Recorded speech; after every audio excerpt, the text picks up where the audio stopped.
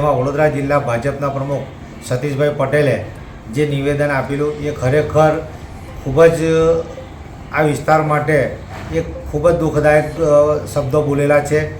અને કાયદેસરની આ સતીશભાઈ પટેલે આ વિસ્તારના લોકોને ધમકી આપેલી કે તમે ભાજપને મત આપશો તો અમે તમને કોઈ હેરાન નહીં કરીએ, તમારા ઝૂંપડા નહીં તોડીએ, પણ જો અમારી પેનલને મત નહીં આપો ભાજપની તો તમારા ઝૂંપડા તોડાવી નાખીશું. આવી એક અત્યંત ગંભીર એમને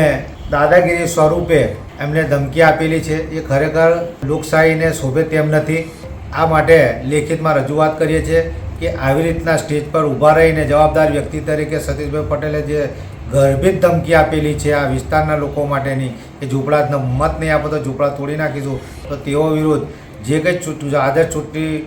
આચારસંહિતાના નિયમ મુજબ જે કોઈ ફરિયાદ થતી હોય તે ફરિયાદ દાખલ કરવા માટેની હું ચૂંટણી પંચને વિનંતી કરું છું.